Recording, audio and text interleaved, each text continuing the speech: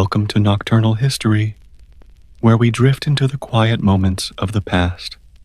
Those stories that whisper instead of shout. Tonight, we'll step into the life of an imperial clerk in ancient China, where every brushstroke on silk scrolls shaped laws and lives across the empire.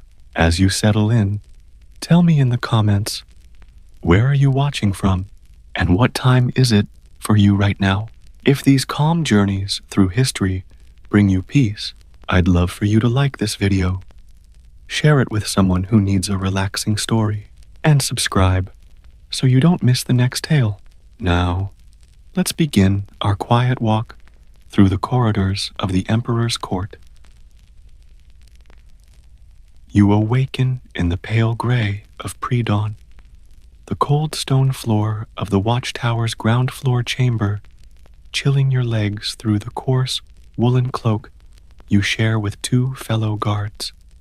The flicker of a single oil lamp casts trembling shadows on the rough-hewn walls, where your spear and round shield lean quietly against a wooden peg.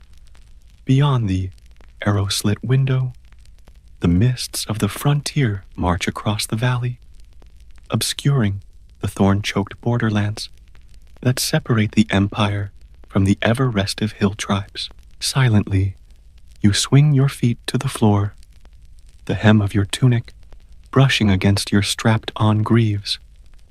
Every movement is deliberate. The watchtower's captain forbids clamor in these cramped quarters. One by one, your comrades stir. Petros, a burly veteran with a crooked nose and a fearsome reputation at the fortress armory, and Lysandros, a slender youth whose first posting this spring delivered him directly to the frontier. Each rubs his eyes and tightens his belt, the jangling of leather pouches the only sound before dawn. Stepping into the narrow corridor, you draw your sword, a well-tempered blade etched with the Imperial eagle, and sheathe it at your hip. The tower's wooden door groans softly as you push it open, revealing the guardroom beyond. Here, a dozen spears rest in straw-filled racks. The stone tables bear the morning's remnant meal, a crust of barley bread, and a clay cup of watery wine. The soldiers who stood watch through the night recline against wooden benches, eyes closed but ears alert to every creak of timber, every whisper of wind across the ramparts. A stifled cough rouses the night guard. He blinks at you, nods, and stands, trading places with Lysandros, who shoulders his spear and trudges downstairs to open the tower's heavy oaken gate. At the bottom of the spiral stair, his silhouette vanishes into the gloom, the gate's latch clinking behind him. Above, you and Petros exchange a curt nod. Your turn at the parapet has come. You ascend the narrow stone stairs, each step carved smooth by centuries of boots. At the top, the arrow slit gapes like a watchful eye, framing the borderland's broken earth, a patchwork of marsh, scrub, and pitted roadway that leads beyond Roman outposts into the tribal hill country. Here, no fields of grain sway in gentle patterns. Instead, ragged brush and knee-high brambles crouch under the mantle of mist. Petros takes position at the eastern slit, while you secure your shield in the prepared loop. Spear in hand, you gaze out at the faint outlines of pickets dug into the soil, each a shallow trench barely 2 feet deep, topped with sharpened stakes designed to slow any sudden incursion. Beyond, the land rolls toward the distant rise of Mount Haemus, its forested slopes veiled in dawn's haze.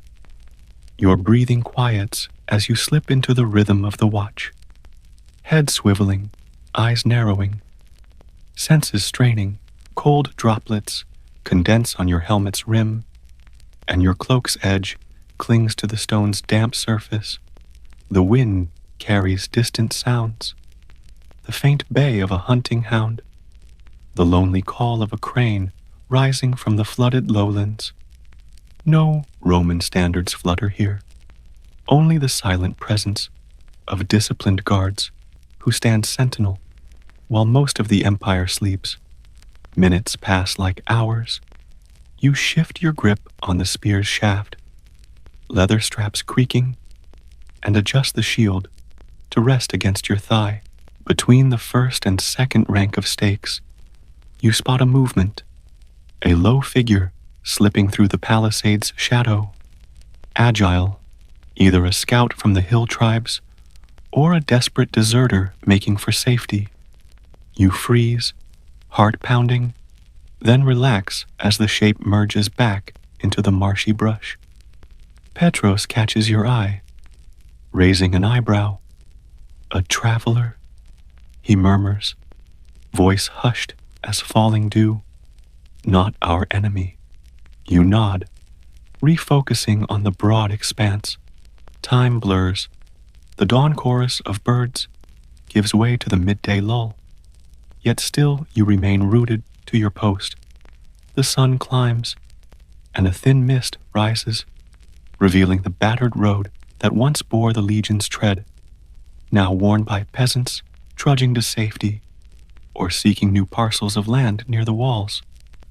Occasionally, the engine of the frontier works, a small grain cart drawn by mules, a solitary messenger riding slowly toward the fortress, breaks the monotony. Each is scrutinized by your unyielding gaze until they pass beyond view. By mid-morning, your shoulders begin to ache from the spear's unrelenting weight and the shield's rigid pressure. You shift your stance subtly, flexing the wrist that holds the spear's butt, letting the spearhead rest momentarily against the stone. Petros stretches across his slit, wincing as his joints crack. He catches your eye and makes a low gesture. The wooden ladder around the turret's terrace, an invitation to the parapet's wider ring for a brief respite. You nod, and together you climb the ladder's worn rungs. Above the tower's roof, the view extends in all directions, the sprawling complexity of Tarsian marshes to the south, the pale sparkle of the Danubian waterway to the north, and the crooked silhouette of enemy watchtowers topped with wicker cages, a grisly symbol of defiance. You exhale, lungful of crisp air, and lift your shield to rest against the battlements. The sun's warmth seeps through your tunic, and for a moment, you taste freedom from the narrow slit. Below, Lysandros approaches the open gate under the tower, calling up to you, "A supply wagon from Sirmium, sir. Grains and arrows for the garrison." You climb down, blade and shield strapped on, and join him at the gate. The wagon's driver, a grizzled man who has logged dozens of autumns beyond the walls, greets you with a curt nod. You inspect the crates, barley sacks tied with frayed twine, leather quivers bristling with fresh arrows, a sealed cask of lamp oil. You and Lysandros unload the supplies, stacking them in the inner courtyard, where the quartermaster will tally them later, sweat purling at your brow. You pause as the wagon creaks away. 40 crates lie in a neat row, awaiting distribution to the tower's stockpile. Yet even this errand feels like part of the watch's unending cycle. Provisions arrive, are counted and locked away. Weapons are mended, inventories updated. Nothing ever changes beyond the color of the sky. Returning to your arrow slit, you resume your watch as Petros descends for a ration of barley porridge brought by the cook's assistant.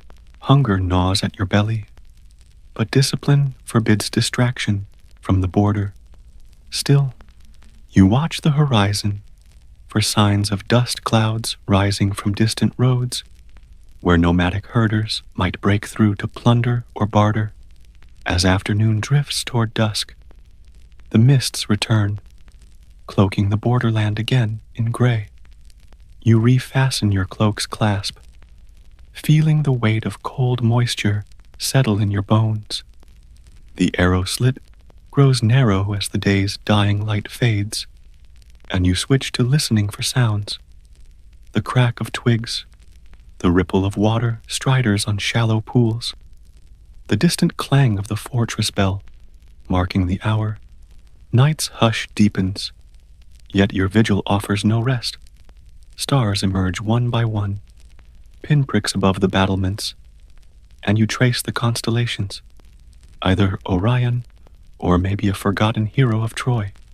But the stories of distant lands fade as you focus on the barren valley below. The booted footfalls of oncoming relief, guards returning from the western bastion, echo in the gloom. You crane forward, watching their torches bob through the bramble, counting them. First one, then two, then three.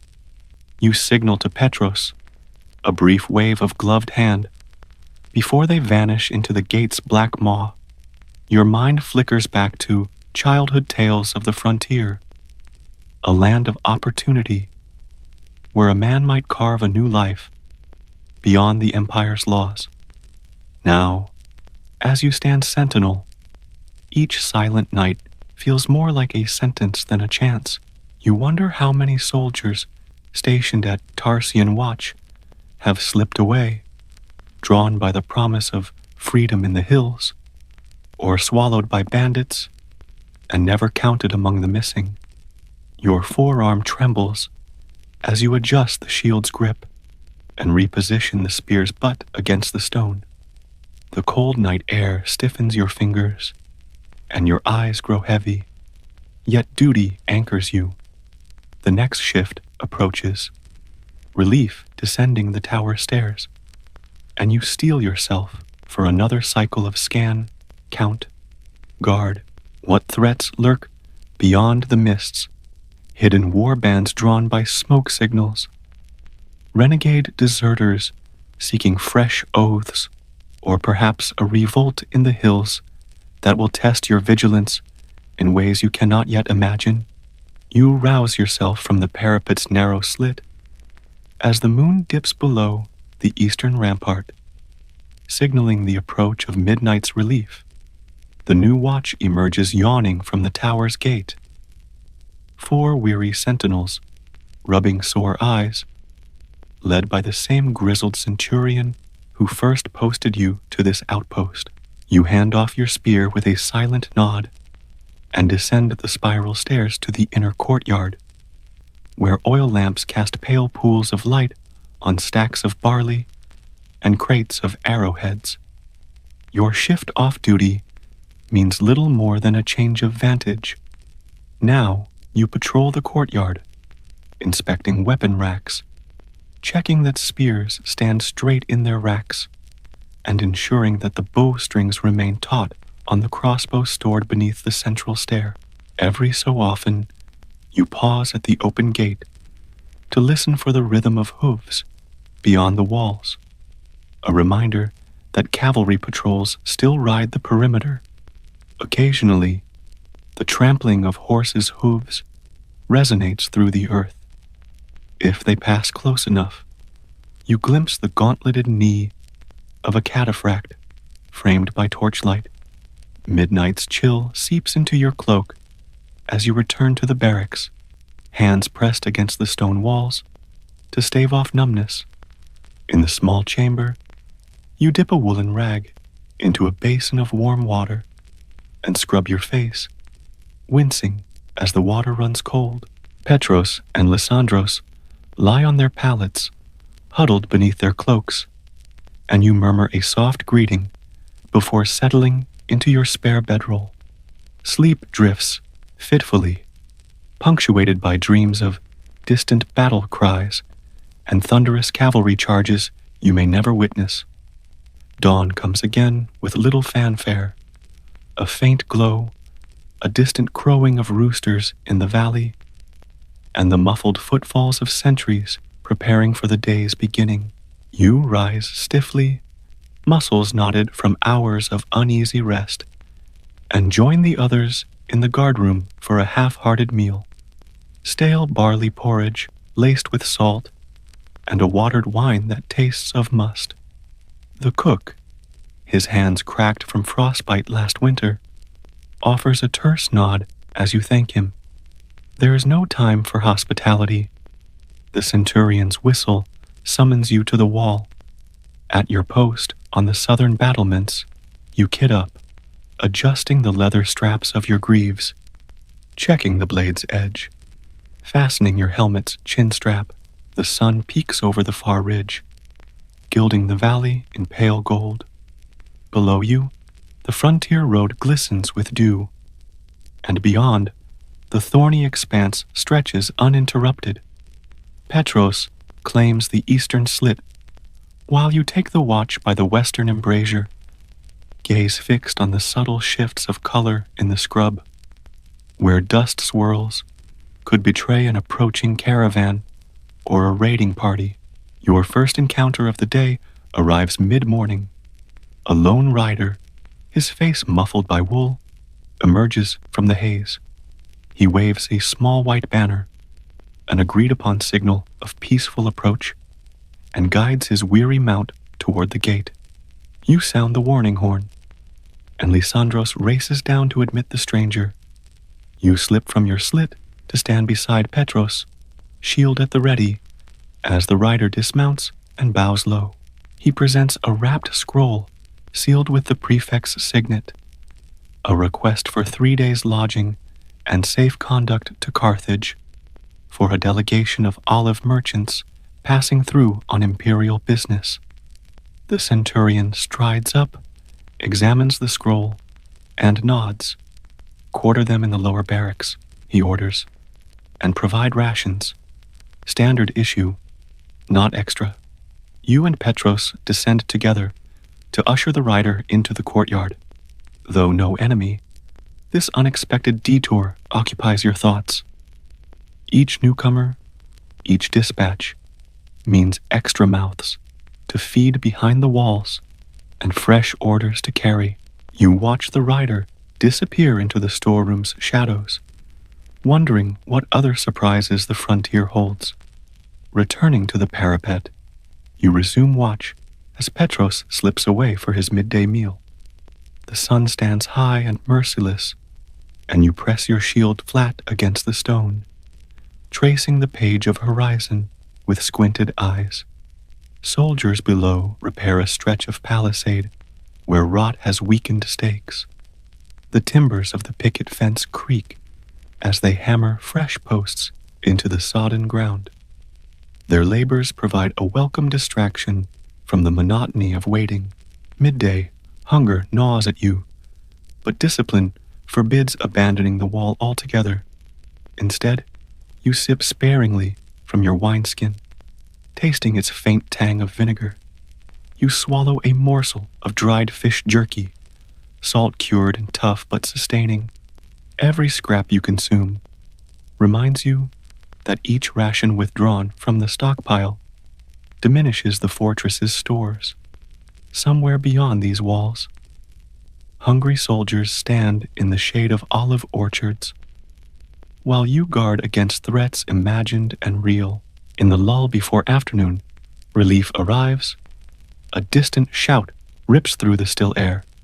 You spin toward the eastern flank to see Lysandros racing toward you, face alight with alarm. "Smoke!" he shouts. Watchtower 3 flames on the hill ridge.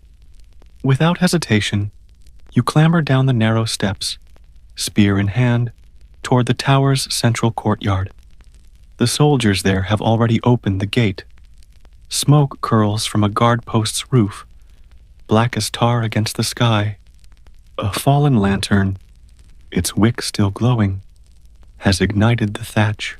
Under the centurion's swift command, you and a half-dozen guards scoop sand from the courtyard bins, charging toward the flames with boundless urgency. The sand hisses as it smothers the fire, embers sputtering beneath your shields.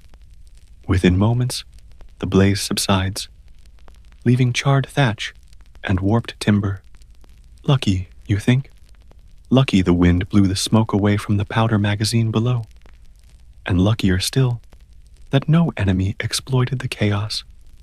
Shaking, you inspect the damaged watchtower, the roof's thatch blackened, the wooden support beams smoking.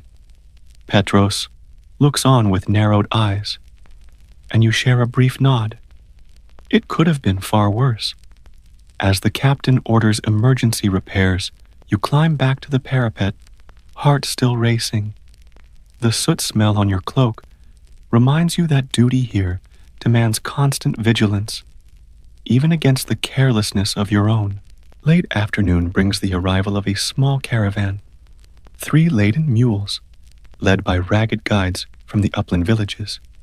They offer salted game and wild honey in exchange for a safe conduct pass to the nearest city.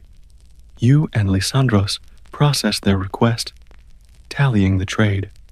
5 jars of honey for distribution among the guard, a bag of boar meat for the cook. These transactions, though minor, echo the endless barter that sustains frontier life. Supplies for security, hospitality for order. As twilight deepens, the day's duties shift toward preparation for the night watch. You help to stoke the brazier at the parapet's inward corner, wood embers glowing in a metal bowl, so that the next guard can emerge without fumbling in darkness. Each lantern is trimmed, each wick tested, and the powder horn sealed in its locked cabinet. You check the locks thrice, counting the keys jingled in your pouch. 2 for the gate, 1 for the arms chest, 1 for the powder cabinet. The final relief arrives as stars prick the sky. You hand your spear to Lysandros, feeling its leather strap like a lifeline slipping away. Descending the stairs, you join the centurion for the nightly muster, a roll call in the courtyard where every guard's name echoes under the vaulted roof. Missing names elicit questions, and any failure to appear means punishment or murky explanations best avoided. Tonight, all are present. You exhale, the weight of constant risk easing for a moment.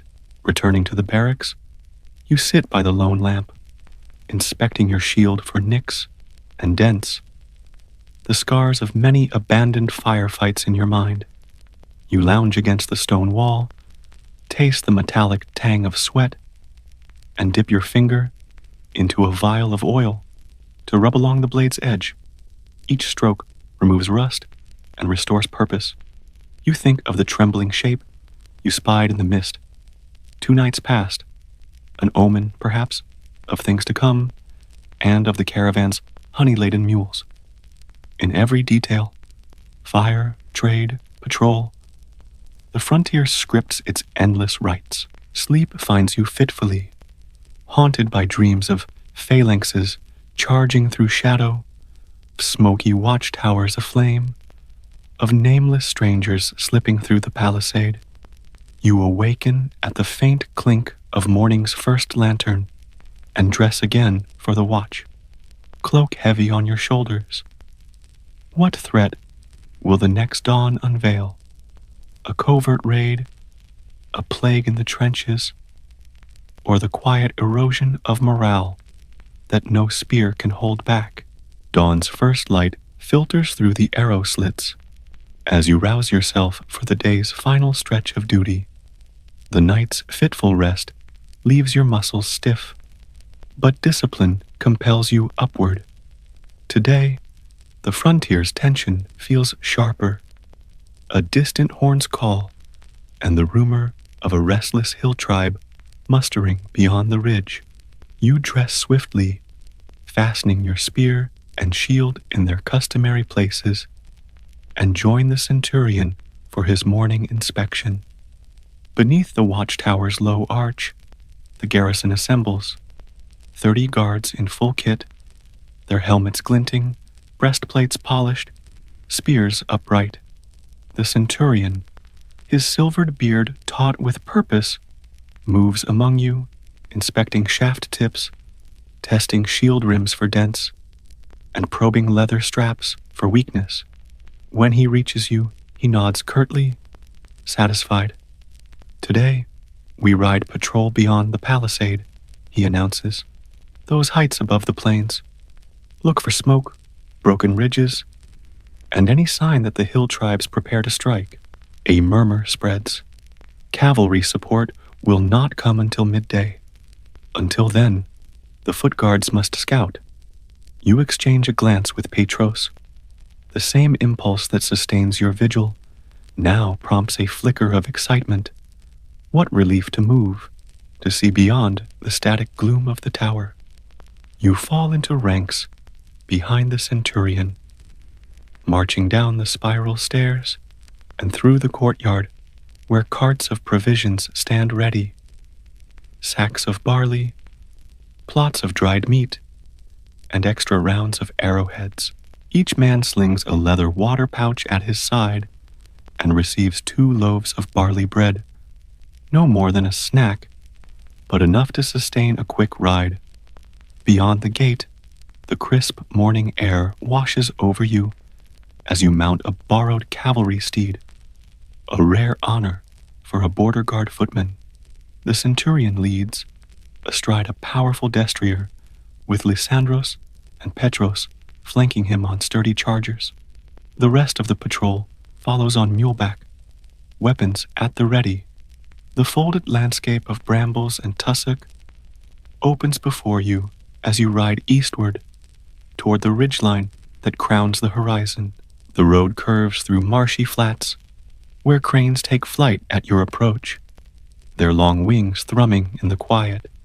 Mules clatter on wooden causeways built above stagnant pools, and you grip your reins tightly as the path narrows. In each step, your senses sharpen. The soft swish of wind-blown reeds, the distant shout of a herder driving lost goats back toward their pen. An hour's ride brings you to the palisade's outer edge, sharpened stakes and shallow trenches that once deterred marauding horsemen. Beyond them, the road climbs steadily, flanked by ridges dotted with gorse and thorn. Here, the border changes from marsh to scrubland, and you dismount to lead your horse through a narrow cattle pass, an ancient route used by villagers in times of peace. The cliffs on either side rise in jagged gray walls. Each crevice invites either ambush or refuge. You signal the halt and proceed on foot, spear in hand, shield slung over the shoulder. The centurion holds a compact map, tracing his finger along the path. We split into pairs, he commands. Petros and I will circle the western spur. You and Lysandros take the eastern ridge to scout the valley below. Before you can protest, he pushes off toward the west. Your heart thuds as you turn eastward, Lysandros at your side, the world opening beneath your boots. The ridge's spine is no more than 3 feet wide in places, a narrow cathedral of stone and sky. You grip your spear's shaft and step carefully, sliding a foot over slippery shale. At one point, Lysandros slips, his boot skidding, and you catch his arm just before he tumbles down a 10-foot ledge. Your chest hammers. One false step here means a fatal fall. You steady him, whispering, eyes forward, and press on. At the ridge's summit, you pause to survey the valley below, the heart of the contested borderland. There, a dormant riverbed splits the plains, its cracked channel choked by brush. Beyond it, you glimpse smoke, rising in 2 distant columns, one thin and gray from cooking fires, the other sudden and black, curling from an unknown source. Lysandros squints through his fingers. Not our campfires, he murmurs. Those come from beyond the hills, possibly tribal watchfires. You tap your spear against the rocky ledge. 2 fires, 2 groups. If they move toward us, we could face an ambush. You and Lysandros descend carefully into a scrub valley, seeking a vantage point closer to the smoke. Each step carries you deeper into bramble, spears snagging on tangled brush, boots slipping on loose shale. Halfway down, you hear the low rumble of hooves, horses trotting along a hidden track beneath the eastern ridge. The cadence echoes, heavy cavalry approaching. You and Lysandros exchange alarmed glances. We must warn Petros and the centurion, you whisper, scanning the valley for a clear line of sight. A fallen oak offers a perch. You clamber up, shield at the ready, and strain your eyes through the glinting morning haze. There, just cresting the next rise, a line of mounted horsemen in dark cloaks, lances held horizontally, advancing in disciplined formation.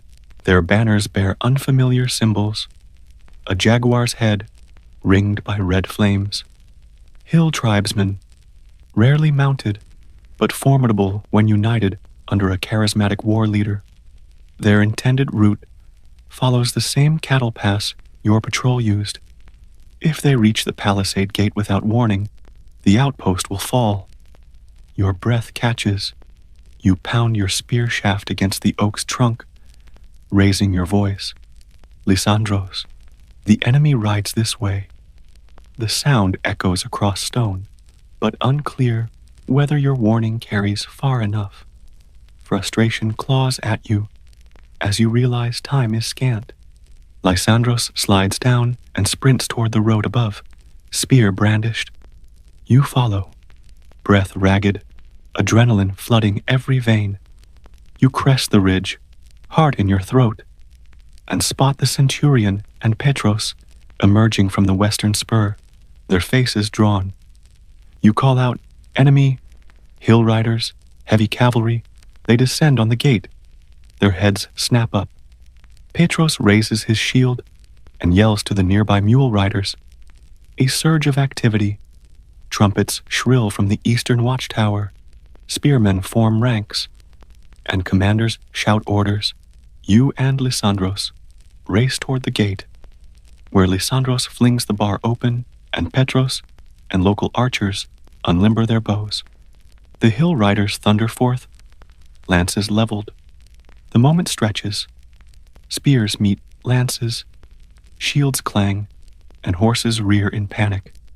You hurl yourself into the line, spear tip aimed at the closest rider's flank. The clash is brutal. Chainmail meets iron hoof. Swords flash. You parry a downward blow from a tribal swordsman, steel sparks flying, and thrust your spear upward, embedding it in the rider's thigh.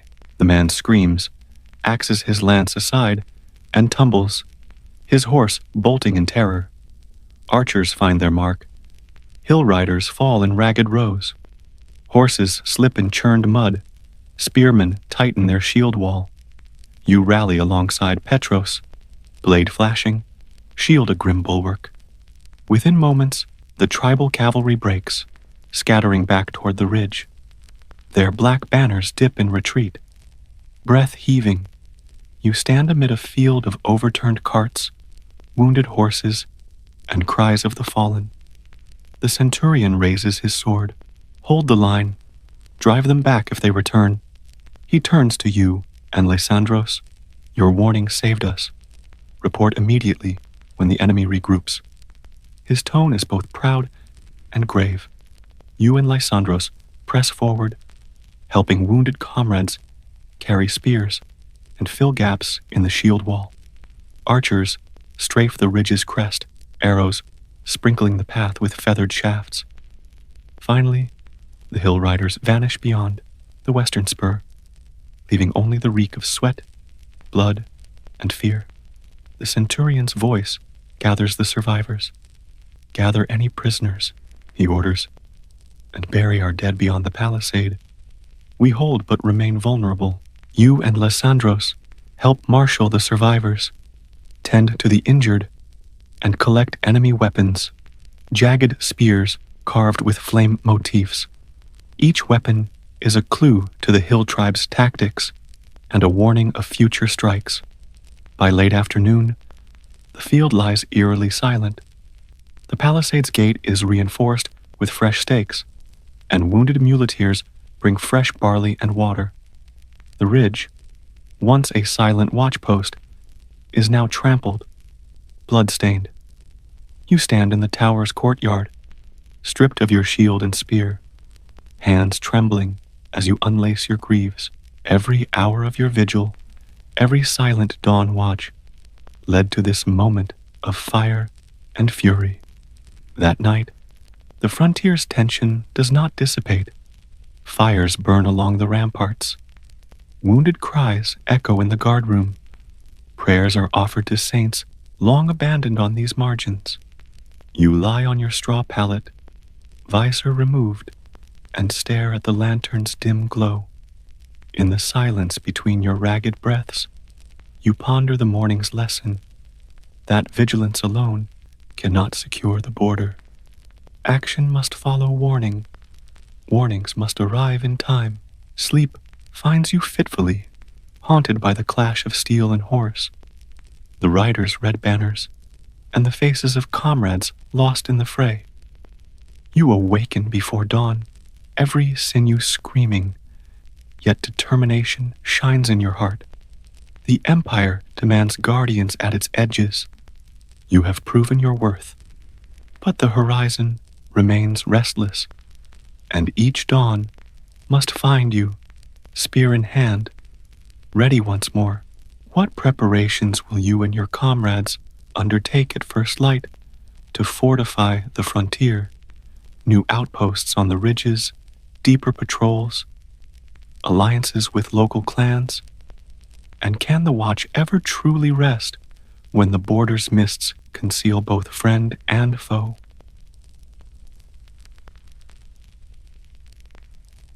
You awaken in the cramped attic chamber above Bear Tavern in the heart of London's bustling Fleet Street. Dawn's first pale sliver cuts through the small, leaded glass window, illuminating the drift of dust motes over your narrow pallet. Your back aches from hours spent crouched over parchment, and your fingertips bear the faint yellow stain of ochre used in your previous illumination. Still, there is no time to linger. The day's commissions await. Sliding from your pallet, you wrap your wool cloak about your shoulders and descend the narrow staircase, creaking with each step. The tavern below is already stirring, the landlord sweeping the hearth embers, stable hands leading away the late patron's nags, and the faint scent of cold ale mingling with yesterday's spilled ink. You pass through the tap room. Silver-rimmed tankards clatter in wash water, and a half-drunk poet's apprentice drones an off-key madrigal before slipping into your workshop, a low-ceilinged room hung with drying quills and bundles of vellum. By the window, a small desk groans under the weight of today's tasks. 3 commissions lay before you. 1. A gentleman's marriage settlement notarized in legal secretary hand, 8 pages requiring flawless script and 2 red wax seals. 2. An illuminated copy of Psalm 23, to be presented at Evensong in St. Paul's Cathedral. 4 pages of text, each with gilt initials and blue lapis borders. 3. A heated pamphlet debating the king's proposed new tax on printed ballads, to be copied in quick chancery hand for distribution to local printers. You light a beeswax candle and set to work. First, you gather your tools. Goose quill pens trimmed the night before to a precise angle, a porringer of pounced chalk powder to smooth the parchment, a bone folder for crisp creases, and 3 ink pots, the rich brown of iron gall, the shimmering black of carbon ink, and a small pot of cinnabar for the seals. Marriage settlement. You begin with the legal document. With steady hand, you dust a fresh sheet of vellum, letting the chalk settle into any pores. You secure it to the desk with small beeswax dabbers at each corner. The gentleman's solicitor has provided a draft in rough clerk's script. Your task is to render it in careful legal secretary, each stroke crisp, each loop consistent. Your quill scratches across the surface as you copy the dense legal language. The precise delineation of manors, tenements, dowers, remainders, and reversionary interests. You pause at the phrase, to hold unto the said Elizabeth and her heirs, male of her body, lawfully begotten, and practice the flourish on scrap parchment, to ensure the final H curve is neither too grand nor too timid. Hours pass in near silence, broken only by the gentle tap of your quill and the distant clamor of carts on cobbles below. By mid-morning, you've completed the 8 pages. You dip a smaller quill into the cinnabar and carve 2 impressions of the client's seal, an ornate monogram surrounded by a garter motif, onto folded tabs at the document's edge. Once dry, the red wax rings gleam like cherries on ivory parchment. Illuminated psalm. With the settlement completed, you fetch the vellum reserved for the psalm. Its pages are slightly thinner, meant for turning in choir stalls, and you handle them with extra care. A lay clerk commissioned this copy for evensong, requesting a simple but elegant illumination, a large historiated initial D for Dominus, at the start of Dominus Regit Me, decorated with gold leaf and bound by vegetal scrolls in ultramarine. First, you sketch the outline in faint lead point, a stylized D enclosing a tiny shepherd tending his flock, pastoral hills rising behind. You grind a pinch of lapis lazuli to fine powder, mixing it with gum arabic into a rich blue pigment. With a sable brush, you fill the letter's background, each brush stroke leveling the color into a sky of deepest hue. Next, you apply gesso to the shepherd's crook, using a fine quill to build tiny ridges where the gold will rest. After a moment's drying, you press a square of gold leaf onto the gesso, burnishing it with an agate stone until it reflects candlelight like polished metal. Below, you ink the text in iron gall, 14 lines of deep brown script, each verse carefully aligned. Marginal filigree in red and blue crawls alongside, echoing the initials' foliage. Pausing, you lean back and admire the interplay of pigment, metal, and hand-lettered word. Political pamphlet. At last comes the third commission, an ephemeral pamphlet arguing against the new tax on printed ballads, an incendiary topic among the Stationers' Guild. Speed is vital. The printer looms downstairs, awaiting your copy to set type before the day's last press run. You switch to a fine chancery hand, its rapid strokes more relaxed than the legal secretary, but still legible in small type. The pamphlet's tone must capture the urgency of dissent, while avoiding libel against specific nobles. Your stylus flies, whereas our king doth seek coin from each printed verse, so doth he hamper the beating heart of England's tongue. You manage to copy the full 8 pages before the sun dips toward the western windows. Your final flourish, a slender fleur-de-lis, signifies the end. A quick proofread catches a missing letter in tongue, and you correct it with an oblique carré. Upon completion, you dispatch the draft to the printer's boy, urging haste. He bows and darts down the stair, the scuff of his boots echoing your own relief. As dusk settles, you survey the day's work, the solid dignity of the marriage settlement, the radiant beauty of the illuminated psalm, the quicksilver fervor of the political pamphlet. Each task demanded different hands, different tools, and different loyalties to law, to faith, to public discourse.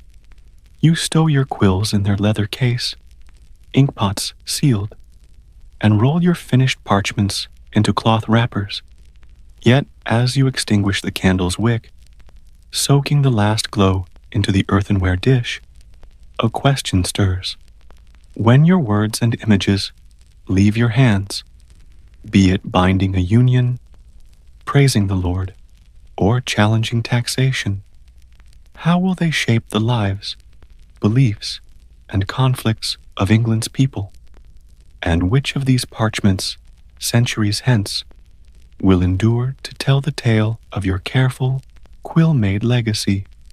Morning's gray light returns more swiftly than you expect, for once the candle is extinguished, your body's clock, tuned by years of workshop discipline, stirs you before dawn. You dress in your dark doublet and hose, knot your leather belt, and tie the leather satchel containing yesterday's commissions to your side. Outside Bear Tavern's door, the clamor of horse-drawn carts and vendors hawking fresh fish on Fleet Street rises in a familiar chorus as you thread your way toward the stationer's hall. Today's first commission is a bulk order. 20 copies of a devotional tract, The Penitent's Path, destined for distribution among the poor of St. Giles Parish.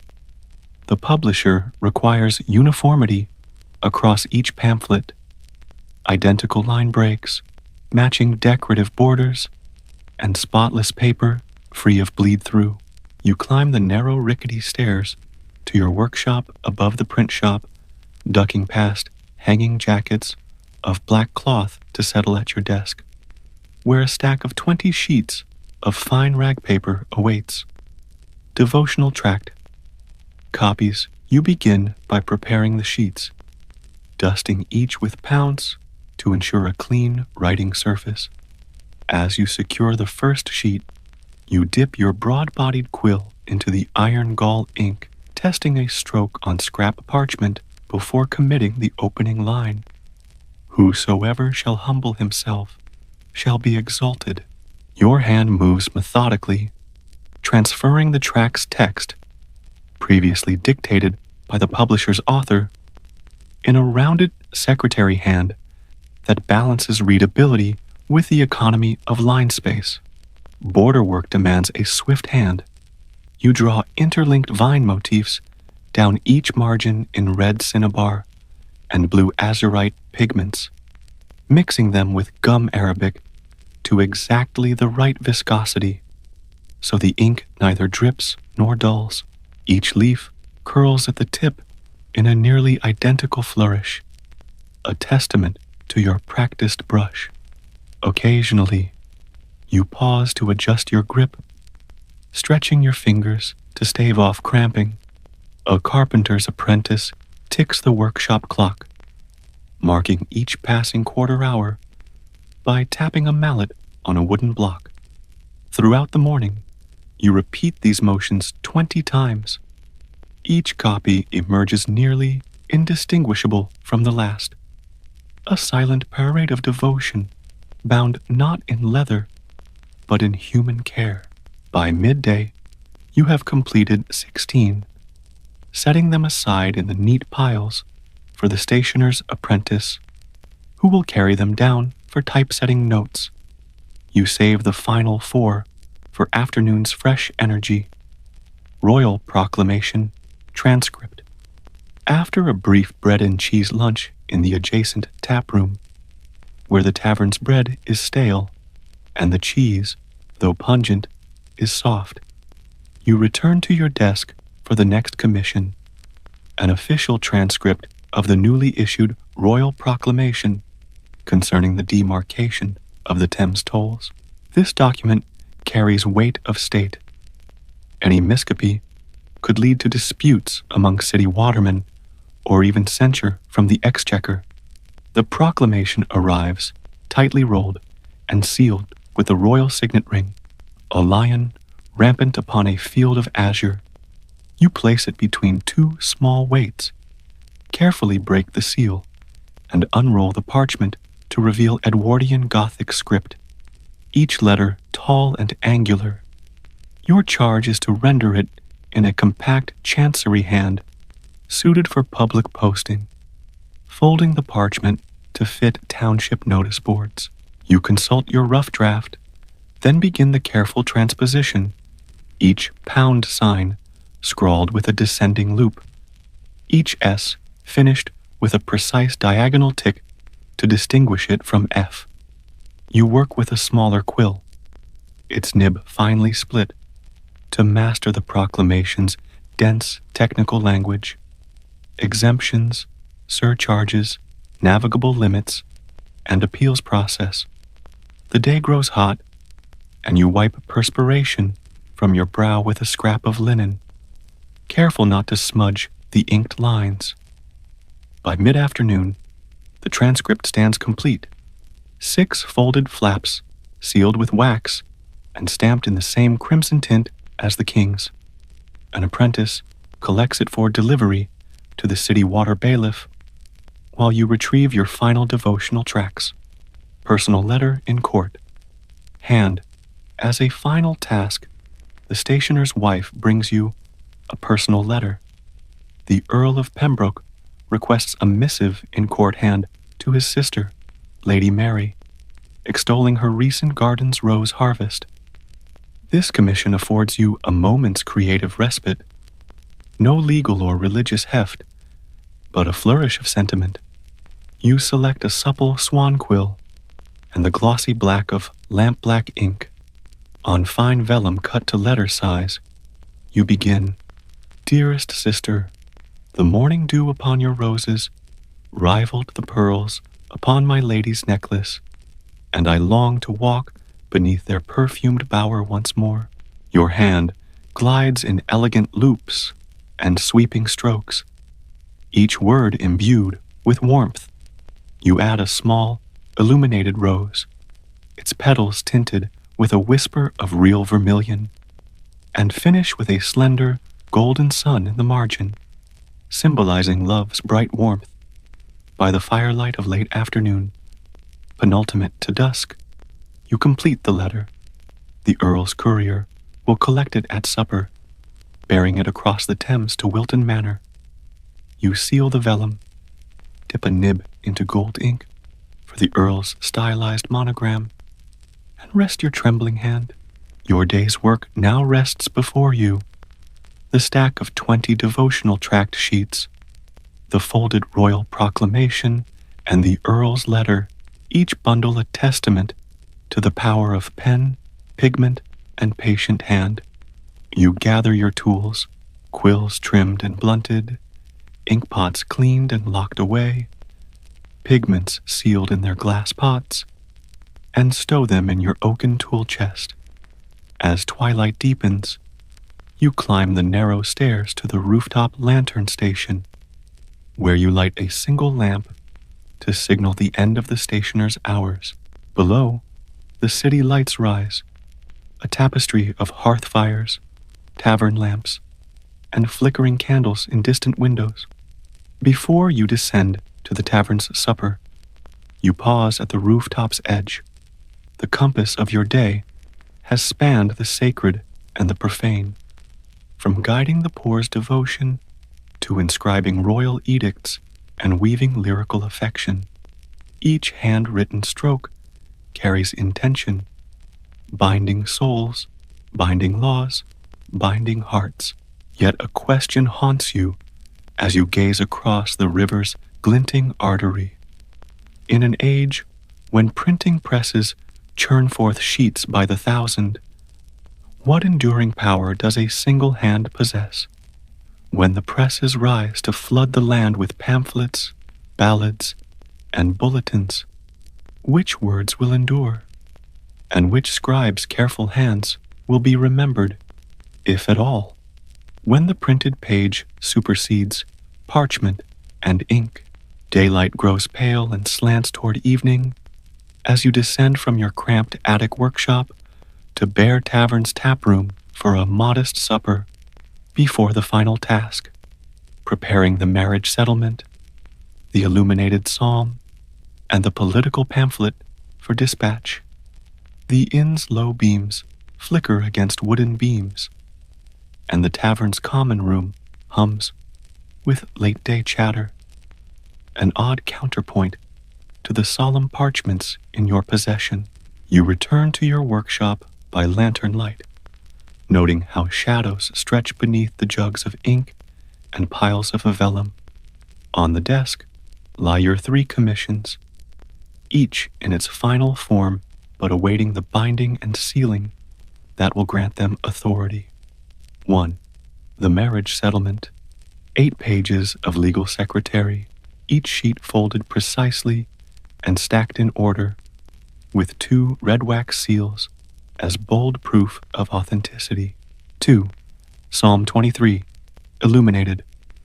4 vellum leaves richly gold-leafed and bordered in lapis, their edges carefully trimmed and hinges inserted for attachment to choir stall book rings. 3.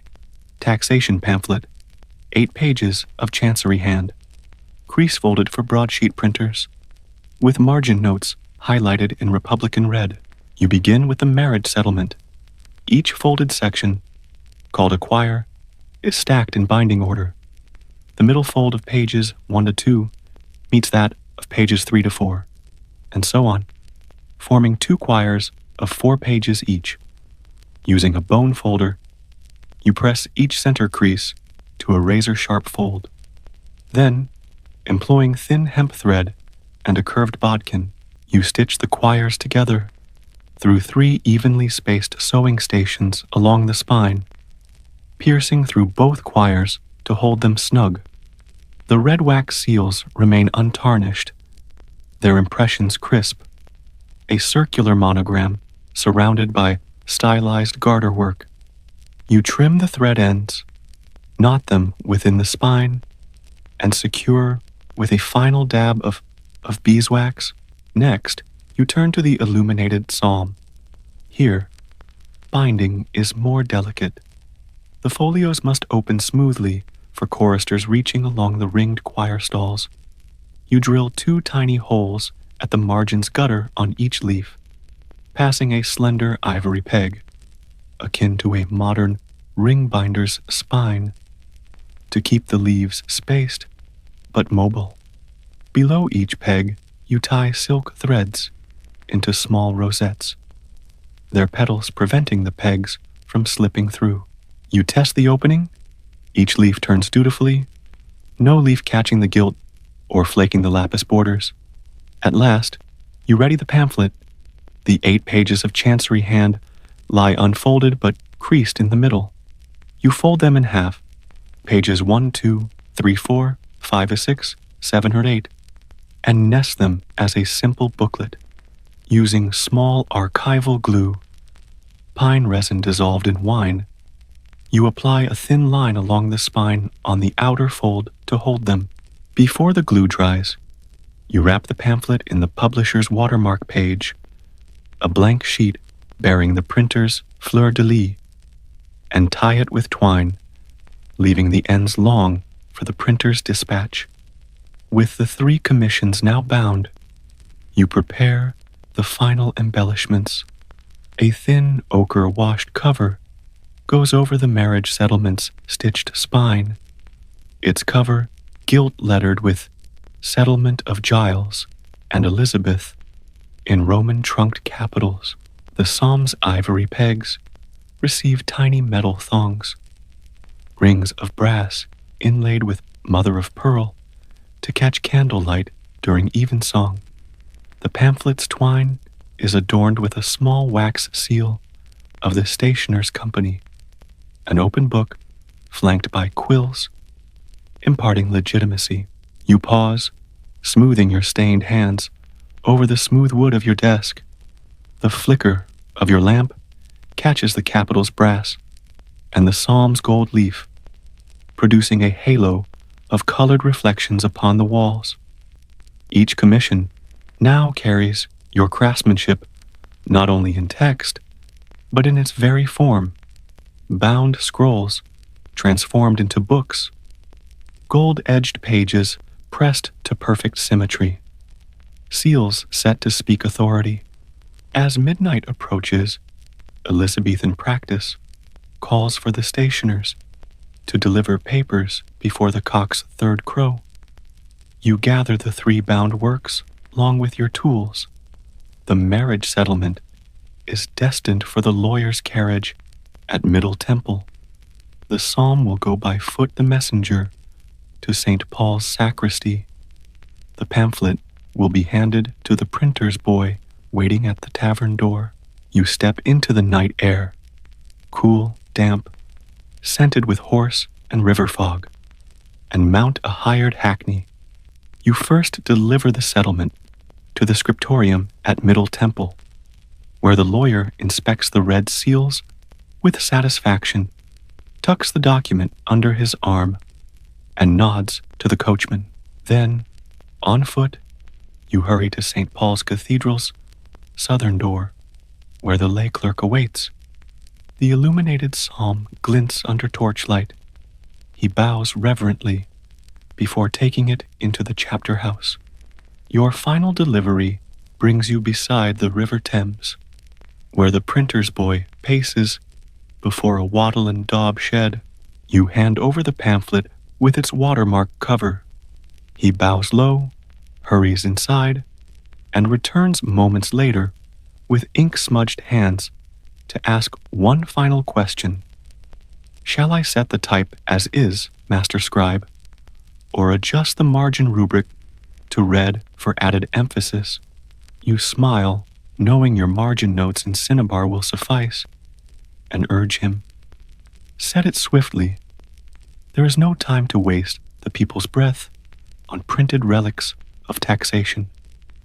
He darts inside, the press's thrum already pulsing through the wood. At last, having delivered each commission, you return to Bear Tavern for a final cup of spiced sack brewed with saffron and cinnamon. You sit by the hearth, watching the embers shift beneath the fire, and allow the hum of late-night patrons to wash over you, drunken sonnets, clinking coins, and the low rumble of chair legs upon earthen floor. In your chambers, you lay out the day's quills and parchments for cleaning. You wash each reed pen under cold water, inspect each nib, and set them to dry. You wipe the ink pots with a rag dampened in rosewater to remove iron gall stains. As you roll your collars of vellum and place them beneath your palette, you reflect every stroke of legal secretary, every flourish of gilt and lapis, every measured crease and knot, binds not only words, but the lives those words will shape. Marriages secured, faith affirmed, and policies debated. Before sleep, you kneel at the small bench beside your bed and whisper into the hush, may the words I have written today be worthy of their purpose, and may they endure beyond the ink's pale hue into histories yet to be written. Your eyes grow heavy, and you drift toward dreams of fluttering parchments and dancing lettering. Yet even as sleep claims you, one final thought lingers. When centuries from now, scholars by lamplight study your marriage settlement, sing your psalm, or read your pamphlet's urgent calls, will they still sense the scribe's careful hand, the artist's patient craft, and the quiet devotion that bound quill to parchment in the dim light of Elizabethan nights?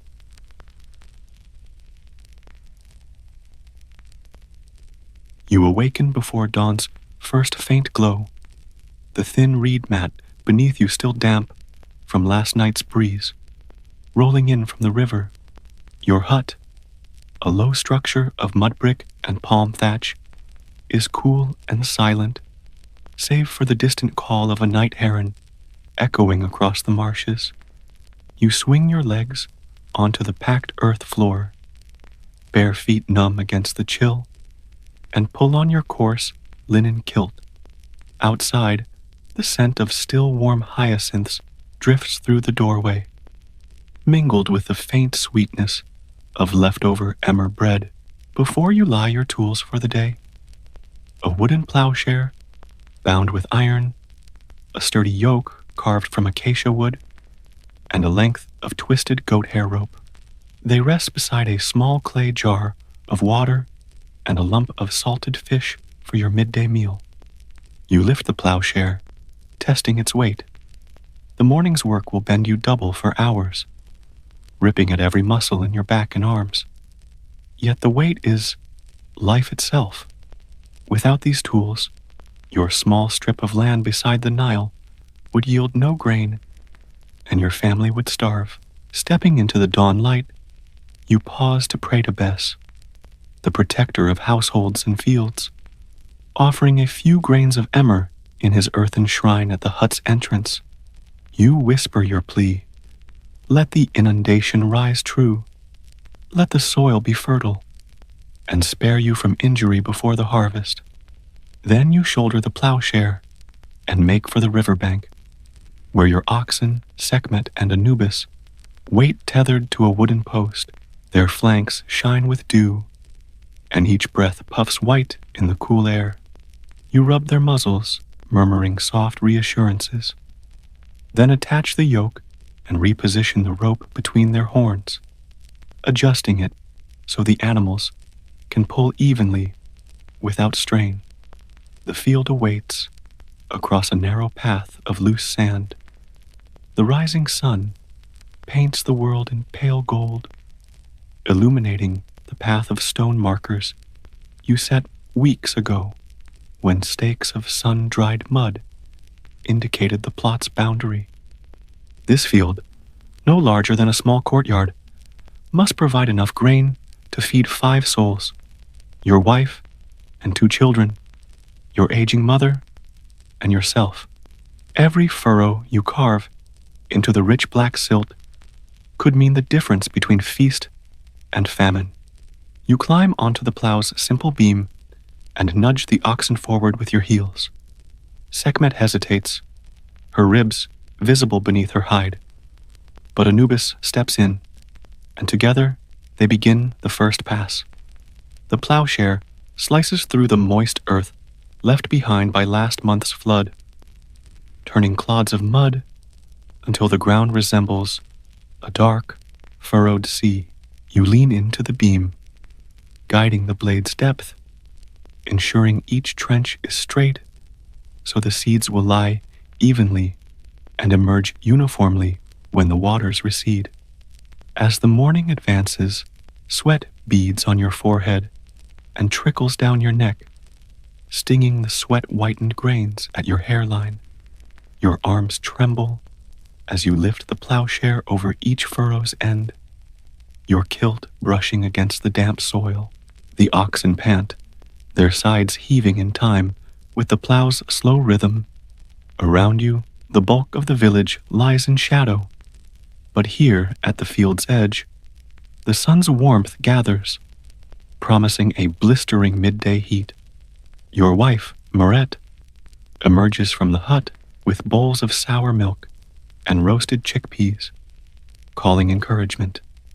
She offers you the food without a word, her eyes bright with concern, and you pause the plow to take a handful. The milk's acidity and the chickpeas' nutty hardness revive your strength for a moment before you resume. She watches as you guide the plow, the sun illuminating the lines of toil on your weathered face. In her gaze lies pride and fear.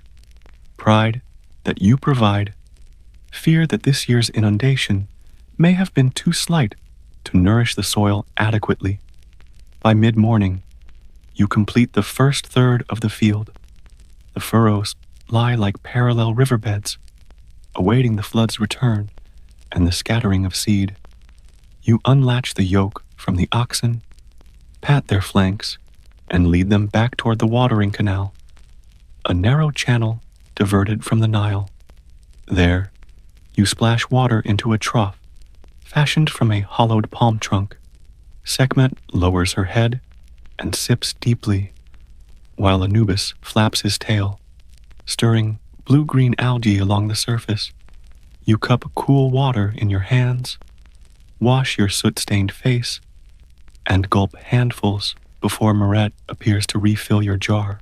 The brief respite offers only scant relief. The sun climbs higher, its shafts of light striking the dark silt until it steams. You feel the weight of the plowshare anew as you trek back to the field's far edge.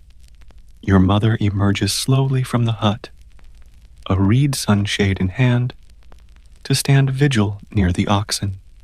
At her age, she can no longer work such fields, but her presence honors the ancestors whose labors transformed this land from desert to breadbasket. You resume plowing, the beam rattling in your hands as the blade bites. The repetitive motion lulls your mind into a solemn rhythm. 1, lift. 2, pull. 3, guide. 4, breathe. Every line you carve carries the promise of life. Beneath the earth, tiny seeds lie awaiting their burial, each poised to burst into sprout when the Nile's waters return. You think of the fields upriver, green with shoots so delicate they could break beneath a child's foot.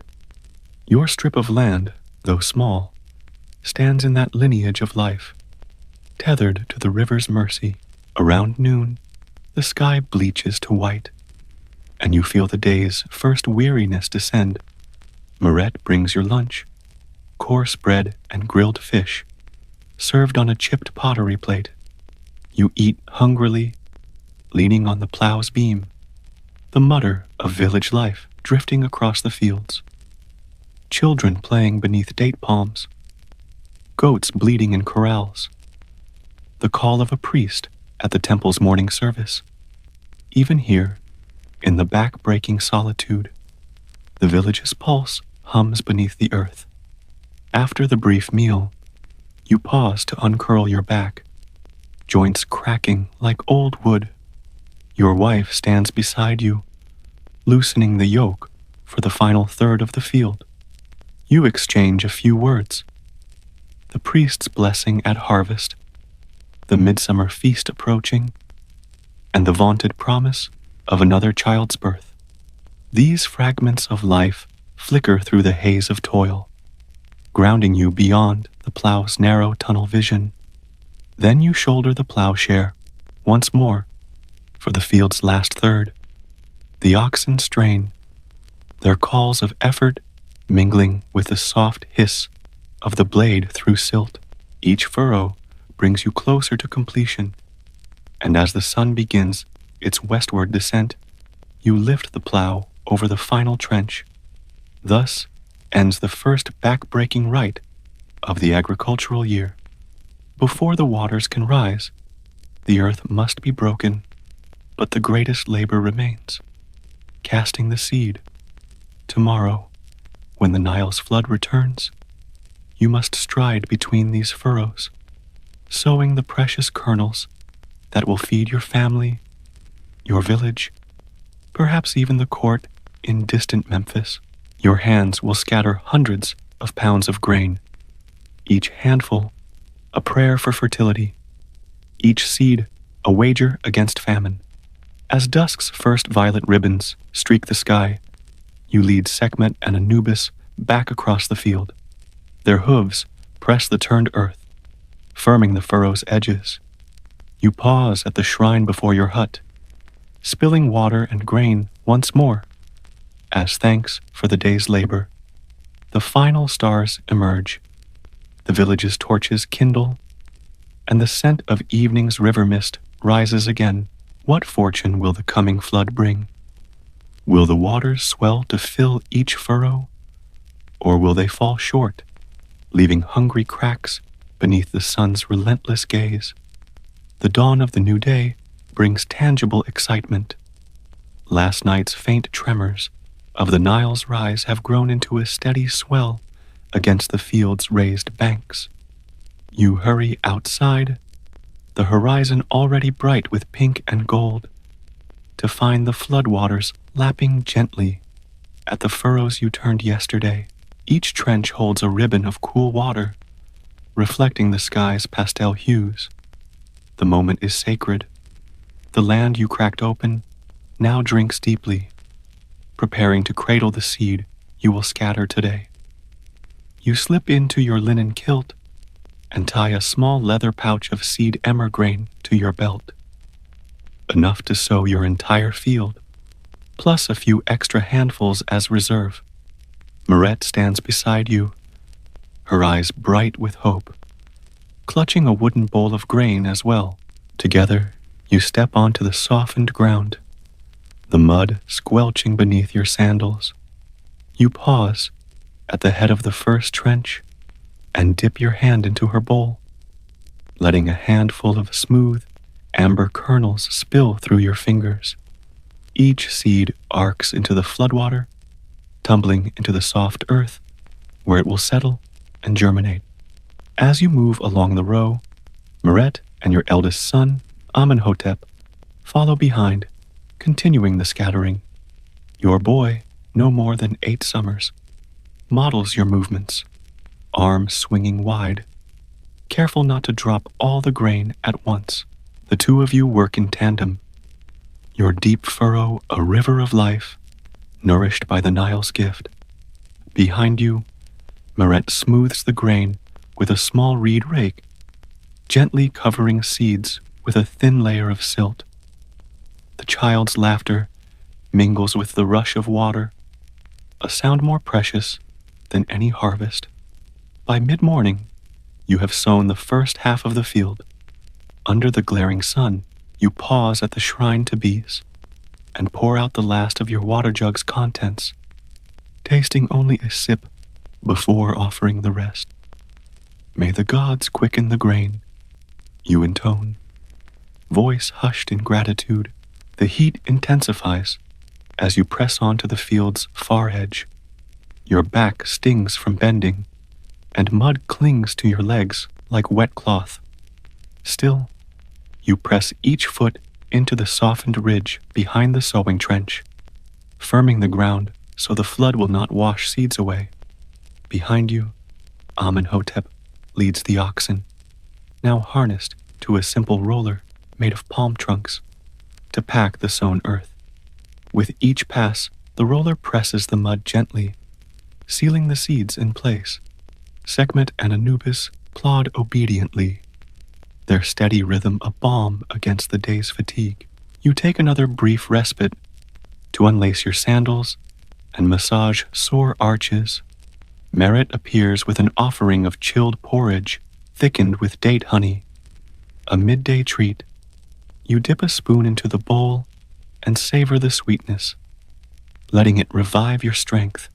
The flood holds, she says, glancing over your shoulder at the water's still, glassy surface. No sign yet of the western embankments failing, and the fields beyond ours are full.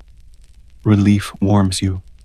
This year's inundation was neither too low, risking parched seed beds, nor too high, threatening to drown the sprouts. After your meal, you return to the field's edge for the final stretch of sowing. The labor intensifies. Your arms ache. Your fingers sting from constant rubbing against the grain husks. Dry silt cakes beneath your fingernails, and each seed feels both precious and too numerous. You remind yourself that these small grains, each no larger than a fingernail, contain potential to feed your family and sustain the local granary's tribute. As you pour the last handful of seed into the flood furrow, a shadow passes overhead. You look up to see a hawk riding a thermal, its keen eye scanning the fields for mice and snakes. The bird's effortless flight reminds you of nature's cycles: predator and prey, feast and famine. Below, the water's gentle current caresses the planted grain, promising germination within days.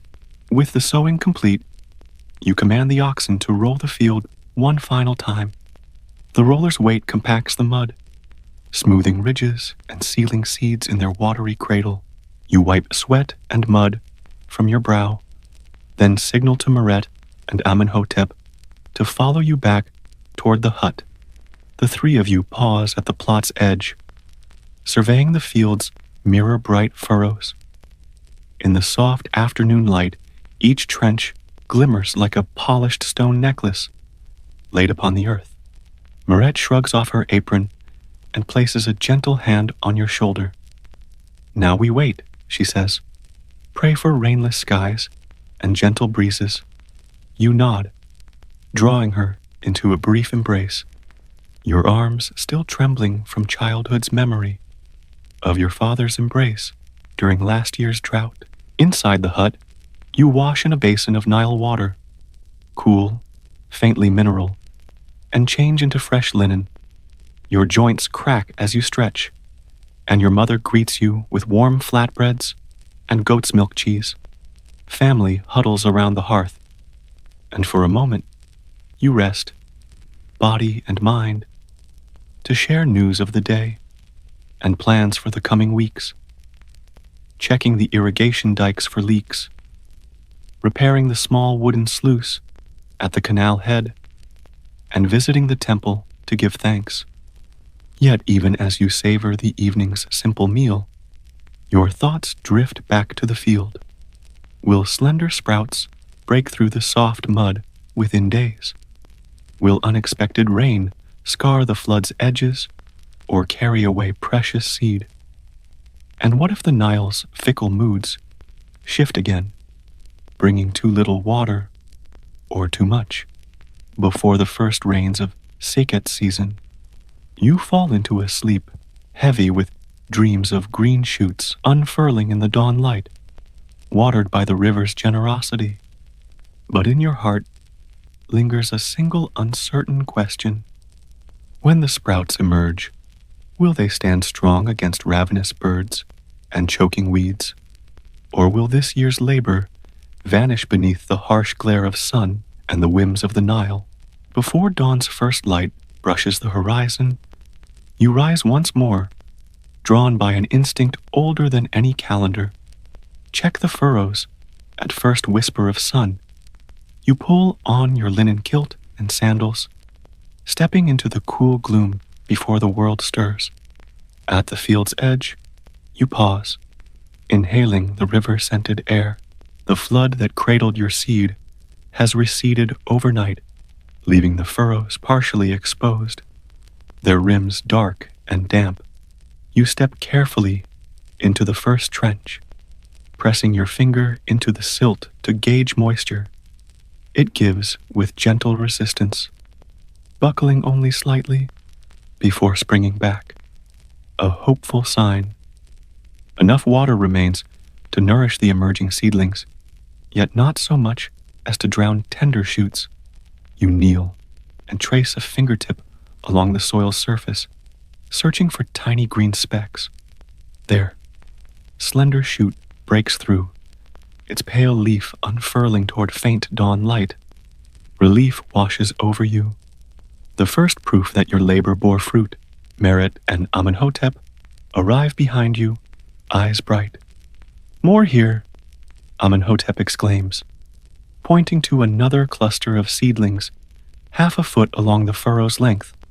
Together, you kneel and count the sprouted seeds in the first row. 26 of 32, an 81% germination rate. You hum a quiet note of thanks to Wajet, protector of crops, and mark the count in charcoal atop a small stone you carry for records. By midday, across the entire field, you tally an average of 75 to 80 per furrow, a result better than last year's meager 60% yield. Buoyed by early success, you direct your family to tend the young plants. With small wooden dibblers, you gently widen each furrow's lip, ensuring that dry crusts cannot seal the sprouts beneath a suffocating cap. Meret applies a thin mulch of chopped reeds between rows to conserve moisture and the deter soil-eating beetles. Amenhotep eager to help, cycles along the furrows, scaring off curious birds. With an old clay pot, he rattles like a drum. Each small task begets a deeper bond to the land and to one another, and your heart swells at the sight of this unity. As the sun climbs to its zenith, you cast an appreciative gaze over the sprouting field. Yet you know the worst is not yet past. Young seedlings, though promising, remain vulnerable to both man and nature's whims. Should a sudden dry spell bake the soil, or an early locust cloud descend, this tender green could vanish overnight.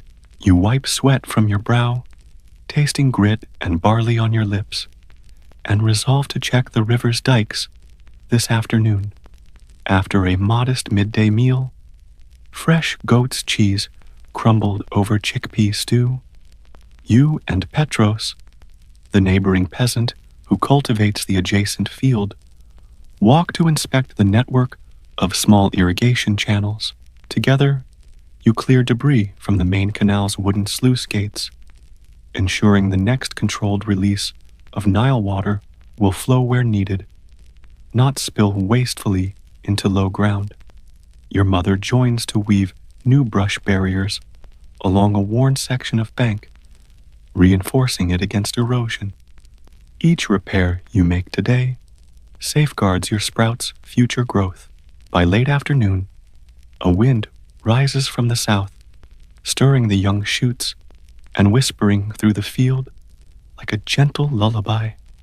You pause mid-stride, arms outstretched along the furrowed ridges, allowing the breeze to cool your racing heart.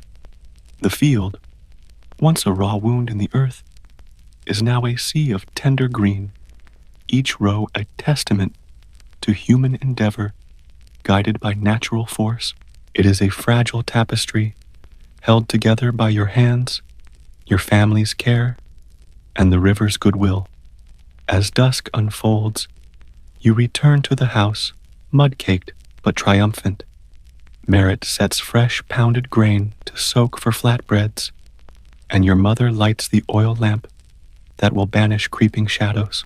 Around the hearth, you share the day's yield, nearly 9/10 survival of the planted seed, repairs ready to channel the next flood, and a fledgling hope that this year's harvest might feed not only your clan but offer a modest surplus to neighbors in need. Before sleep claims you, you perform the final ritual. At the hut's small shrine, you lay a handful of the day's sprouted grains before the effigy of Osiris, god of agriculture and rebirth. You whisper gratitude for each green shoot, each repaired sluice, each family-tended row. Yet even as you close your eyes, a profound uncertainty lingers. Though today the sprouts stand resilient, tomorrow may bring blight, storm, or the Nile's caprice. In the hush before dawn, you ponder the true measure of your year's labor. Is it the number of furrows turned, the seeds that sprout, or the endurance of your family through hardship and hope? And when the golden ears of grain sway in autumn's wind, will they stand as testament to your toil, or will their abundance vanish in the mill's grind, consumed by taxes, tribute, and the ultimate demands of empire?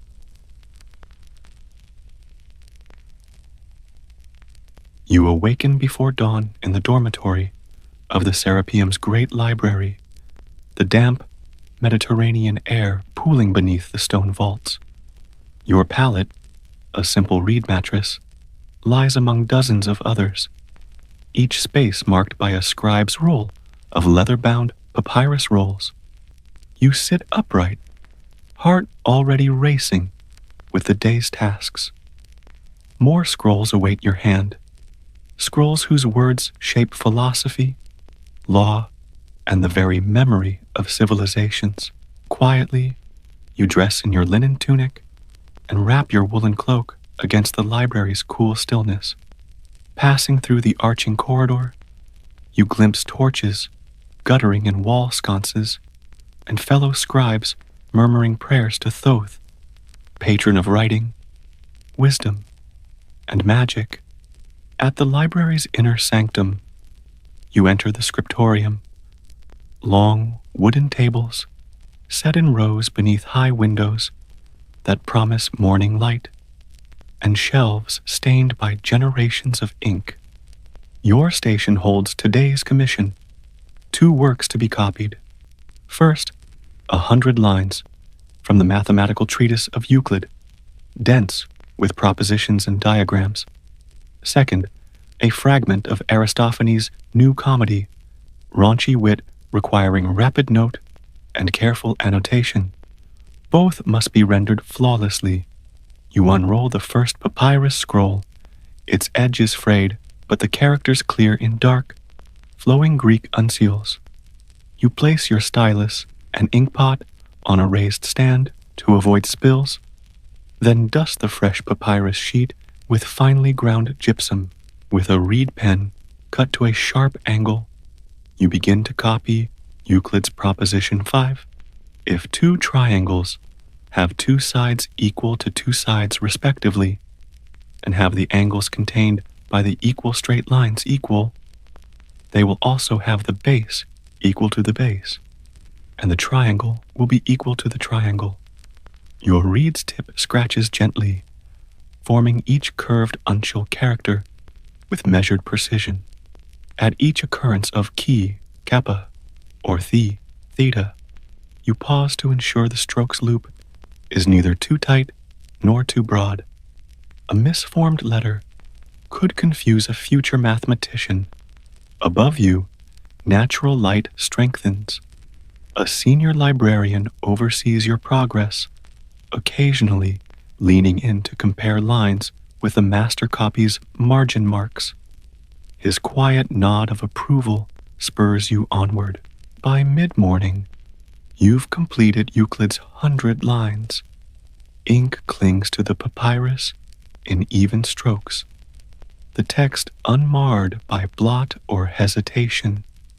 You roll the copy carefully and pass it to the corrector for verification. Your second task awaits. Aristophanes' Comedy. Here, speed matters. You switch pens, favoring a supple metal stylus, dipping into a lighter ink, and begin transcribing the bawdy dialogue. Cleon. By Apollo's beard, you spend your nights chasing courtesans more than we chase glory in battle.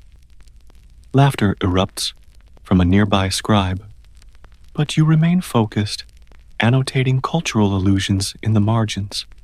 A small sketch of a Corinthian cotillion mask beside the comedic stage direction. By midday, you finish the fragment. Before setting down your pen, you insert a brief scholia, a note referencing the possible pun in the original Attic dialect, to guide future readers. At the scriptorium's entrance, students begin to gather for lectures. You rise, weary but proud. 2 foundational texts, preserved by your hand, destined to fuel inquiry, debate, and delight for scholars still unborn. The late afternoon sun filters through the high clear-story windows, slanting across the scriptorium's wooden tables. You wipe your damp brow with the back of your sleeve and stretch stiff shoulders, the echoing crack of tendon, a reminder of hours bent over papyrus. Yet the day's work in Alexandria's grand library is only halfway done. The evening session will bring fresh scrolls from the eastern stacks, and the master librarian expects your night copyist to finish at least 2 more texts before the lamps are lit. You stand, arching your back, and gather your tools for a short walk to the reference scroll depository. Along the aisle, the air is thick with the mingled scents of aged parchment, beeswax, and the faint, acrid tang of ink. Statues of past scholars, Imhotep here, Ptolemy beyond, gaze down from pedestals, hewn of black marble. You pass a small mosaic depicting the founding of the library, sunlight pouring from splayed columns onto students seated in concentric tiers, their quills poised in immortal study. In this hush, achievement and devotion intertwine in every tile. At the depository, you find the evening assignment awaiting your seal, 2 medical treatises attributed to Herophilus, richly annotated but in danger of corruption by centuries of copying. Their commentary margins overflow with shorthand notes on diagnoses and pulse measurements. The master librarian's note reads, "Maintain fidelity to the original. Do not modernize diagnostic terms." You bow and lift the scroll from its cradle, careful to keep the fragile ends from cracking. The hieratic script is small, the ink faded to soft brown. You return to your station, resolve sharpening in your mind. Back at your desk, you unroll the first medical scroll. The opening lines describe the inspection of the radial pulse. In the adult male, the pulse at the wrist, 4 beats per breath. Deviations indicate imbalance of the humors. You trace each character in your mind before reproducing it in your clear, uncial hand on fresh papyrus. The language is dense. Words like sphygmos, sphygmos, and hemos, chymos appear repeatedly, each nuance vital to the healer's art. You pause to copy a diagram of the arteries in red ink, mapping the radial artery's course along the forearm. Your brush must be sure. Any inaccuracy could mislead physicians relying on your copy to perform treatments across the Hellenistic world. Mid-session hunger tugs at your core, but you brush aside thoughts of the tavern's fragrant bread and boiled lentils. Instead, you nibble a dried fig hidden in your cloak. Sweet, tart, a momentary reprieve. In the near silence, you hear the soft scraping of quill tips across scrolls, the low whisper of other scribes consulting reference texts, and the distant rumble of the Mediterranean's surf against the pier. The library itself seems to vibrate with centuries of knowledge and the unspoken pressure to preserve it. You resume the transcription, line by line, verse by verse, as the medical treatise proceeds to describe abdominal palpation. Press gently above the umbilicus, noting the shift of the warmth. You allow yourself a brief shiver, recalling an old tutor's lecture on the moral weight of wielding such knowledge. Medicine is both gift and burden. Mistakes can kill as swiftly as diseases. Your reed pen hesitates at the phrase prosochi ente asthenia, caution in affliction, and you underline it in the margin as a reminder to future readers to heed the fragility of life. By the time you finish the first treatise, some 20 columns of papyrus, your wrist throbs with a steady ache. You roll the copy carefully, tie it with flax cord, and set it aside for correction. Only then do you unroll the second treatise, a pharmacological compendium listing dosages, preparations, and antidotes for poisons. At its center appears a recipe for theriac, the legendary antidote to snake venom and plague, a concoction of 33 ingredients, ranging from opium poppy resin to viper's flesh. The recipe's margins feature dainty corrections in the hand of an earlier copyist. Omit if for pediatric use. Add more myrrh for bitterness.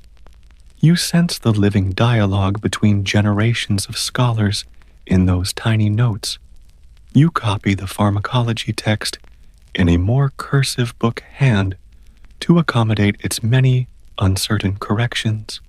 When you reach the passage on myrrha, powdered into fine dust, stirred in honey wine, administered at dawn, you pause to blend a small batch of yellow ochre and water, marking the initial M in golden pigment.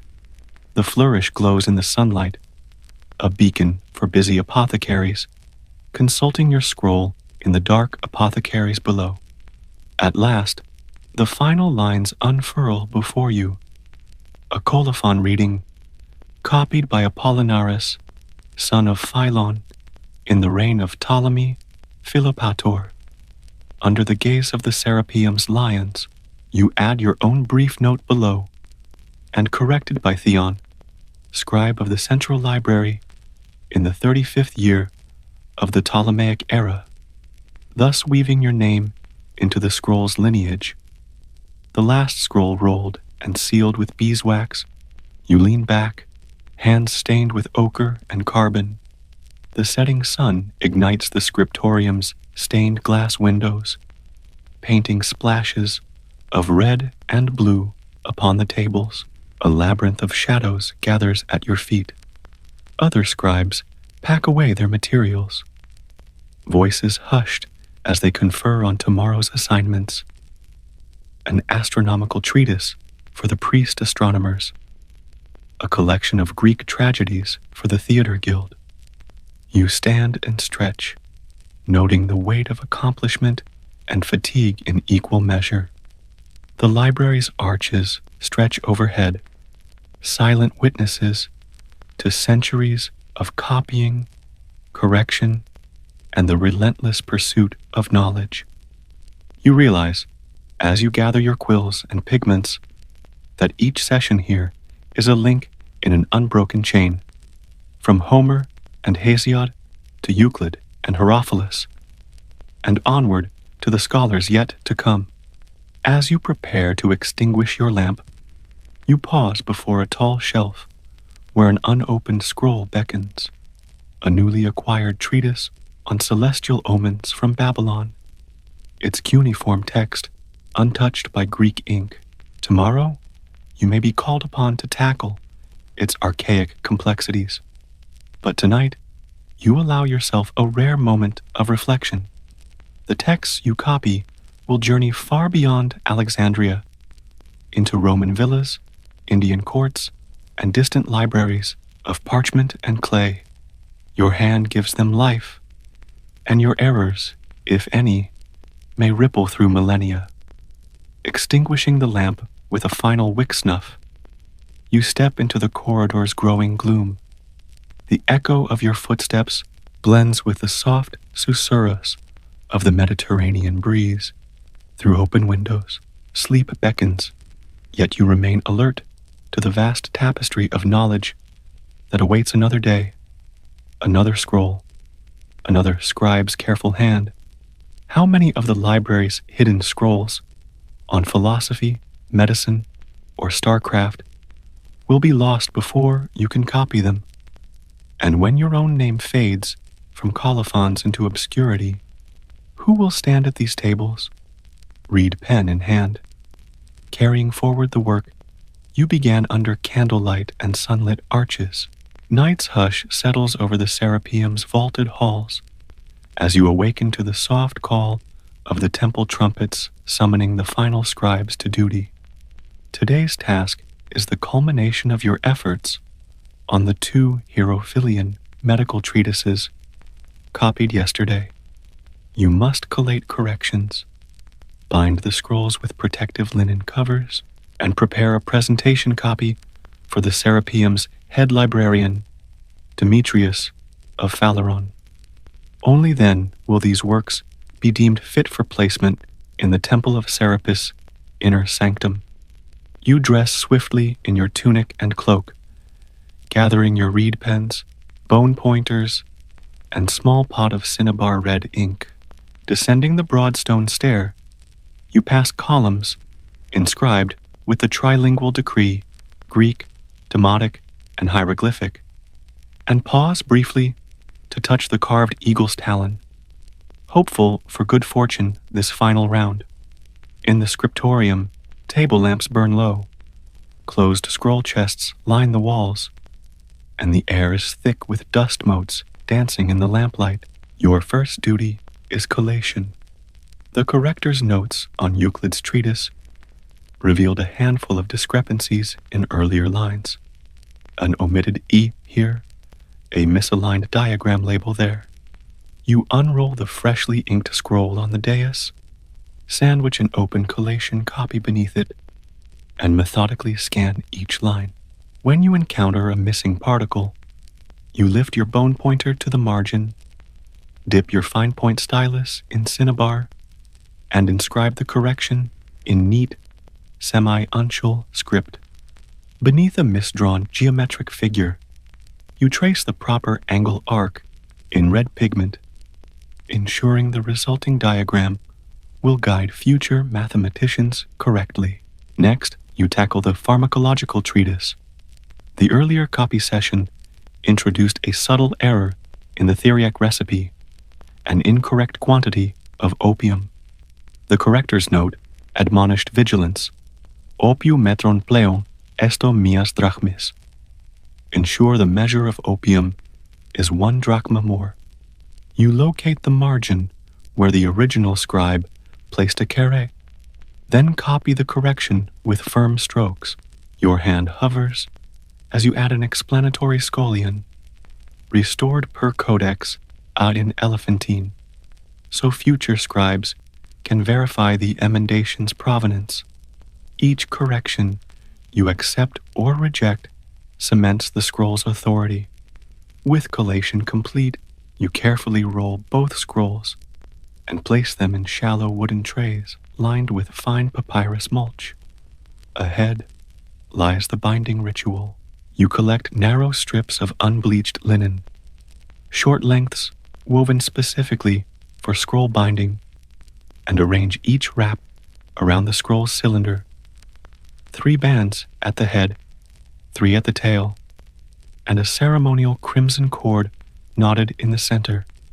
The cord's loop will allow temple custodians to hang the scrolls on brass hooks within their protective cases.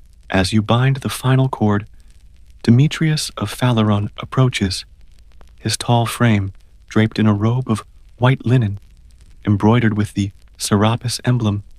His hawkish gaze surveys your work as he intones, "These volumes will soon reside alongside the Aristotelian commentaries and Ptolemaic astronomical tables. Any slip in copy or correction could imperil Alexandria's reputation as the cradle of learning." He pauses before you, inspecting the red knot's tension and the uniformity of the linen bands. "You have served well, Apollinaris. Now prepare the presentation." For the presentation copy, an ornate sample for Demetrius's review, you select the first 10 lines of the medical treatise on radial pulses. On a fresh papyrus roll of exceptional quality, you apply chalk dust and then, with a sable brush, coat the initial E in gold leaf, burnished against a gesso ridge. You will render the accompanying Greek text in a refined semi-uncial, each letter glazed with iron gall ink, streaked with minuscule flecks of gold to reflect lamplight. In the margins, you sketch a miniature version of the radial artery diagram, its lines delineated in crimson and indigo, an artistic flourish signaling both reverence for the text and your own deft skill. At Demetrius's nod, you unfurl the presentation scroll on an ivory reading stand. He runs his finger beneath each gilded letter, nodding in approval at the flawless script and the clarity of the miniature illustration. This will encourage dignitaries and visiting scholars to consult the full volumes. He declares, "Prepare 20 more exemplars for distribution to allied libraries across the Mediterranean." His command sets your next course. You must recruit fellow scribes and train them in the precise corrections you have made, ensuring uniformity across multiple breeding copies. You sketch a quick diagram of the Jacobian collation marks and red ink scholia placement on a wax tablet, handing it to an apprentice scribe who will relay the instructions at tomorrow's morning circle. With the presentation complete and the scrolls securely bound, Demetrius escorts you to the temple's inner sanctum. There, golden lamps hang from bronze chains, illuminating pedestals bearing the great codexes, Homer's epics, Euclid's elements, and the newly deposited medical treatises. The air thrums with incense smoke, an offering to Serapis. You take your place beside the pedestals as Demetrius recites an invocation. May these words endure in stone, clay, and papyrus, a testament to Alexandria's undying pursuit of wisdom. In the sanctum's quiet glory, you allow yourself a moment of profound awe. The scrolls you copied, your hourly labors of reed, ink, and hand, now rest among the greatest works of antiquity. Their preservation will influence healers, philosophers, and astronomers for centuries to come. As you depart under the grandeur of marble columns, dawn's pale light returns. Returning to the scriptorium, you store your tools, quills dressed and stowed, inks sealed, bronze pens cleaned, and pigments locked in stone jars. Your hands still bear faint gold flecks and red incisions, silent proof of the care invested in each scroll. That night, you retire to your reed mat. The echoes of chanting priests and rustling scrolls lulling you toward sleep. In your mind, you replay the collation marks, the binding steps, and Demetrius's words. You ponder the fragile lineage of knowledge, each scroll a fragile vessel for human thought, dependent on meticulous hands, protecting texts from oblivion. As the Serapeum's lamps dim and the Mediterranean breeze whispers through high windows, one question lingers beneath your eyelids. When future generations unroll these scrolls, herbalists in Rome, scholars in Antioch, monks in distant monasteries, will they sense the living pulse of your hand in every stroke and flourish? And will they honor the silent craft that carried Alexandria's wisdom across the ages? And so, as the clerk lays down his brush and the lantern's flame softens into silence, we leave the palace archives behind. Which part of his quiet yet powerful life stayed with you? Let me know in the comments. I read every one. If you enjoyed this calm journey, tap like, share this story, and subscribe to Nocturnal History for more tales to help you unwind. Until we meet again, may your mind find rest, and may history keep you company as you drift to sleep.